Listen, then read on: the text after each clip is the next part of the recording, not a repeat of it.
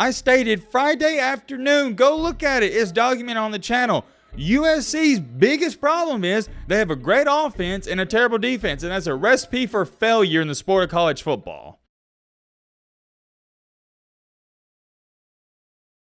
Another successful weekend of watching college football all day long is behind us. And per usual, it was awesome, lived up to my expectations and more, and man oh man, I can't get it off my mind. That Oregon and Washington game, I thought it was going to be great, but it was still better than what I thought it was going to be. We're going to talk all about that, and we're going to talk all about the other games as well. As y'all know, it's a Sunday recap, relatively simple. We're going to recap the games. I can't dumb it down any more than that. But weirdly enough, and this could change, if I go on a rant and tangent, but I don't think we have too much to talk about. I want to keep this a short and simple and sweet recap. Don't get me wrong, I love watching college football, whether it's a blowout or not, but there wasn't too many close games. Wait a minute, hold on. I'm looking at the comment section on one of the previous video. What is this? Matt B. Black? No, bro. What is this? Matt, can we get a reaction on the Washington State game versus Arizona? Love the videos. Hashtag Matt B. Horn. Bro, what are we doing? I'm trying to stay comical and collected, but what in the crap is this? Matt B. I ain't even gonna say, Matt, what are we doing, dog? What are we doing? Alright, bro. I don't know what kind of hashtags y'all got going on in the comment section, but those are wild. Anyways, before we get into this, I'm gonna read off one comment on the previous video, and then we're gonna get straight into things, because I really like this. This is coming from Mr. Zane Davis on one of the recent videos. Hey Matt, I'm in the Arkansas marching band and I was at the game. The vibe I got the entire time was Arkansas wanted to win really bad because we're on a losing streak and Bama just didn't want it until the fourth quarter. I completely agree. I'll talk about that in just a second. But the main reason I'm bringing that up is shout out to Zane, man. That's pretty cool you're in the marching band. And it's not just the marching band, but the cheerleaders, everything that goes on outside the game that makes the game what it is. I appreciate all of it. I view it as a piece of art, if that makes sense. It's cool to see everything to come together when you go to a game in person. So major shout out to Zane. I just thought that was pretty cool. I've never seen anyone ever tell me they're in the marching band for one of our SEC teams that we like to keep up with. But with that being said, let's get straight into it. And you know how we like to start out things. You know what? Ironically enough,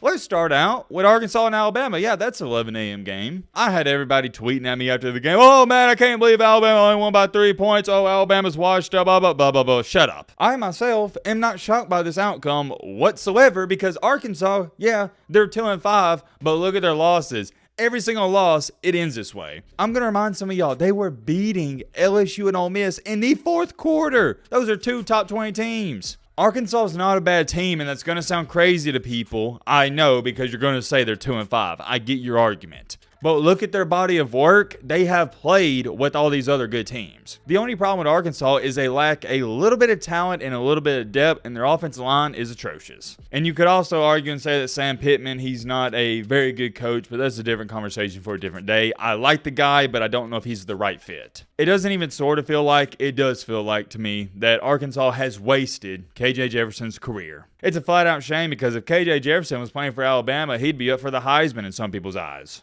But since he's playing for Arkansas, it just weighs down everything he's done. But I do want to start out by saying, if you think this Arkansas team's bad, no, they're not. Now, let me make this clear as well. I'm not trying to advocate that Arkansas is good, because they're not. I'm just saying they're not bad and they're a scrappy bunch of guys. At the same time, am I trying to sit up here and excuse that pathetic performance Alabama had in the second half? No, I'm not. If you saw my live reaction on this game, I went on a huge rant, and just to be honest with y'all, I don't feel like doing it again. It was embarrassing, and it was a tale of two halves. If you watch the Stanford-Colorado game, that's how this Alabama-Arkansas game was. Alabama was dominating in the first half. Alabama looked like a top 3 team in the country in the first half of this game. However, in the second half, Alabama looked like they didn't even belong in the top 75. And what drives me crazy is it was just a lack of intensity and lack of focus. Alabama got up and they quit trying. On the flip side, you got to give credit to Arkansas, scrappy bunch of guys. They didn't quit trying. They kept fighting, and it paid off. They had a shot to win this game. Arkansas had the ball, only down 3 points. All in all, though, Alabama sneaks out the win at home. They didn't play their greatest, but they didn't play a bad game. All in all, Alabama sneaks out the win at home, and on the bright side, you won the game. All right, you won the game, period, the end. I can sit up here all day and tell you how pathetic Alabama looked in the second half, but the bottom line is it doesn't matter if you win by 30 or you win by 3, you won. Survive and advance. When you're in conference play,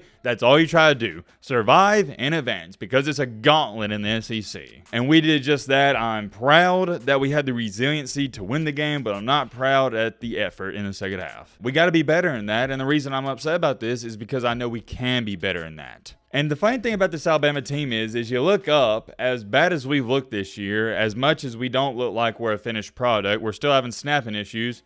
We're sitting at 6-1. It's surreal to even think about it like that, but we're sitting pretty. Now, with that being said, let's get these top 4 teams out of the way. Teams 1 through 4, Georgia, Michigan, Little Bro State, and Florida State, they took care of business, blowout wins. And I guess I'll address this. I had so many people saying, oh, Georgia only beat Vanderbilt, Matt, by 17 points. What's going on there? What do you mean? Is winning by 17 points on the road in conference play not enough for y'all? Good gosh almighty, man. If Georgia really wanted to, they could have beat them by 40. Just calm down with all that. If you're going to try to degrade Georgia for beating Vandy by 17, I'm not even going to argue with you. You can do whatever you want with that. The top 4 did what they did. They took care of business, so we're not going to talk about any of those games. With that being said, moving along here to our 2:30 games, we got 2 big ones to talk about, and they were awesome. We got Tennessee, the Volunteers, and Texas A&M and Jimbo Fisher, and Oregon and Washington. Which one finished first? I believe it was A&M and Tennessee, so we'll start with that one. I tweeted this out during the game. This was a pathetic performance by both teams. It was an embarrassing game of football. It reminded me of a Iowa versus Rutgers type of game.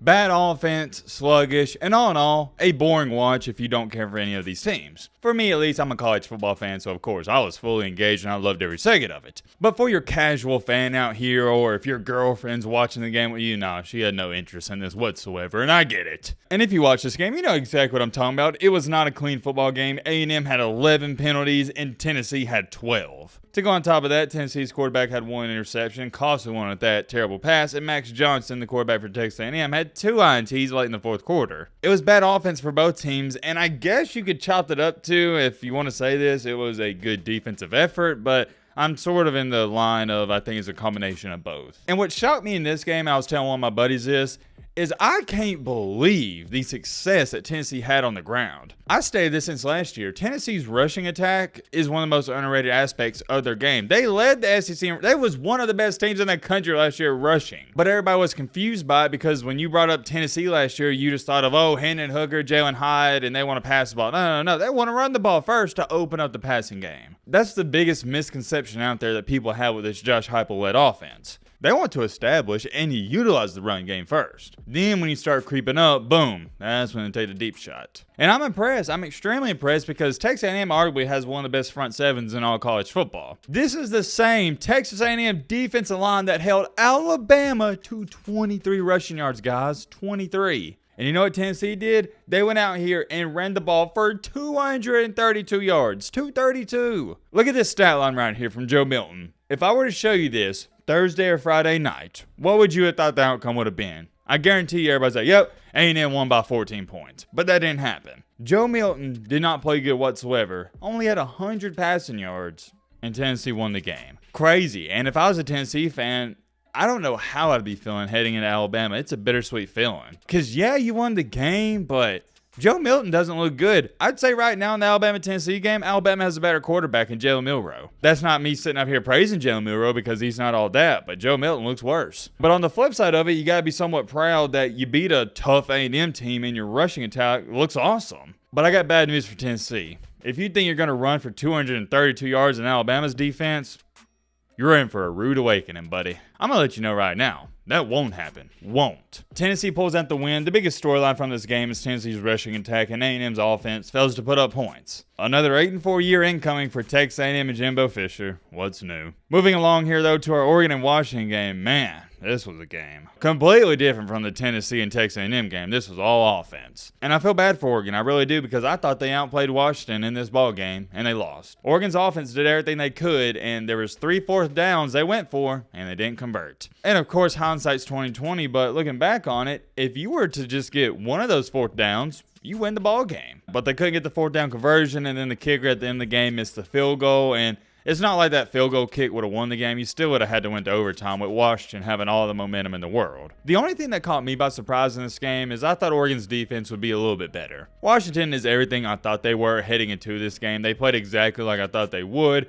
Great offense, no defense. And Oregon, I just thought the defense would be, like I said, a little bit better. And after sleeping on it, when I woke up this morning and watched some film before doing this video, I've changed my mind. I don't think Dan Lanning going for that last 4th and 3 at the end of the game was a bad call at all. Wasn't bad because if you get it, you win the game, you take care of business, you control the outcome, and okay, let's say you punt the ball. Well, Washington, they'll still probably go down there and score. And here was also the biggest decision as to why I changed my mind, because when I thought about it, if you don't get it, which they didn't, Washington, they score fast, you get a chance to tie it up, and that's exactly what happened. Whereas if you punt it to Washington at the 10 and they milk the clock, you have no time to score and tie it. So I don't mind going for it at the end of the game, but going for it like they did before halftime, you got to take points there. You get the ball to start the second half. And that's all there is to it for this game. It was an even matchup. After watching this game, I don't think Washington is 10 times better than Oregon. No. I still got both of them in my top 10. The only thing that's separating these teams is Oregon couldn't get 3 yards at the end of the game. That's it. Two great teams. It sucks that somebody loses this game, and my heart goes out to the Oregon fans. That was a gut-wrenching loss. That loss hurt me. And I'm not even an Oregon fan. Not even close. I hate it for y'all, I really do. Also, if anybody cares, don't know, Florida wound up, I guess, I wouldn't say it was an upset, but they beat South Carolina. They was trailing by 10 at the end of the game, and Graham Mertz went off. I feel like a lot of people weren't even watching that game because there were so many other good ones going on. Heading on to our night games, though, there's not too much to say. The game I was looking forward to the most, USC and Notre Dame, was a blowout from start to finish. Louisville, who's undefeated, they got upset by Pittsburgh. Wasn't a ball game, 38-21. What about that? And this shocked me as well. We'll speak on this for a couple seconds. Washington State got murdered at home, 44-6. You know what I'm taking away from that game? This Arizona team ain't that bad. They played USC close and Washington close and beat Washington State by 40 points. Keep your eyes on Arizona. They might upset some teams later down the road in the Pac-12. Another game I was looking forward to, Auburn and LSU, just because I thought it'd be close. It's always a heated rival matchup. Wasn't close at all. What's going on with Auburn? I get it's a rebuilding year, but losing by 30 to an LSU team who's not all hot and not all great, come on, man. You got to do a little better than that. Losing by 30 is unacceptable. You can lose by 14 or 17, but 30, get out of here. Not too much to say for the game. Auburn's Auburn. They suck, and LSU's LSU. Great offense, defense, it's questionable. I say the best for last, though. We got USC, Caleb Williams and Lincoln Riley, and Notre Dame. And oh yeah, we'll talk about Miami, North Carolina right after this one. Well, I sort of called this out in a video I made on Friday night. Or not Friday night, I think I uploaded on Friday afternoon. And I titled that video, quote unquote, USC has a serious problem. And what was that problem I stated in that video? The defense. I stated Friday afternoon, go look at it. It's documented on the channel. USC's biggest problem is they have a great offense and a terrible defense, and that's a recipe for failure in the sport of college football. Why is it a recipe for failure? Because I stated yet again, you can't count on your offense week in and week out to score 40-plus points, because you may do it 11 out of 12 weeks, but you're not going to do it 12 out of 12 weeks, and we saw what happened. You can count on your defense. You can always count on them, but you can't count on your offense. Crazy stuff can happen. Fumbles, interceptions, something like that. And we saw what happened in the first half. Caleb Williams had not one, not two, but count of 3 interceptions. Ball game over. That was it. When you have to score 40-plus points, if you have 2 interceptions, it's hard to come back from that. And that's why defense is so important, because if you have 3 interceptions like Caleb Williams has in the first half, maybe you can stop the other team from scoring points. Maybe maybe if you don't stop them in the first half, right, you can get stops in the second half, but USC couldn't do it. What do you want me to get up here and say? That's all there is to it. USC's offense and Caleb Williams had a bad game, which is going to happen, and their defense is still trash. It doesn't take away from the fact that Caleb Williams is the best player in college football. It just goes to validate USC is what I thought they were heading into this game. Great offensive team, not a great defensive team. Arguably the worst in the country, right in front of Colorado. This game is more about USC than it is about Notre Dame. Notre Dame is still Notre Dame. They are who we think they are. They're a solid bunch of guys that probably could beat anybody if they played their best game. They was an inch or 2 away from beating Ohio State and still being in the playoff hunt. But they have 2 losses, so yeah, their season's already over. Nothing to say for them. The real conversation we need to continue to have is what's next for USC. Let me ask y'all a question. Do you see their defense getting better anytime soon? I don't. And I got some bad news for USC fans. You still got to play your hardest schedule in the later half of the season. You still got to play Oregon and Washington. Does anybody right now think USC is going to beat Oregon and Washington? I don't. Heck, man, after watching this Notre Dame USC game, I'm not even too sure if USC can compete with Oregon and Washington. And that's where the conversation starts to get really scary, because what if Lincoln Riley gets blown out by Oregon? What if he gets blown out by Washington? What do we start talking about then? When do we start having the conversation about Lincoln Riley being the biggest fraud in college football?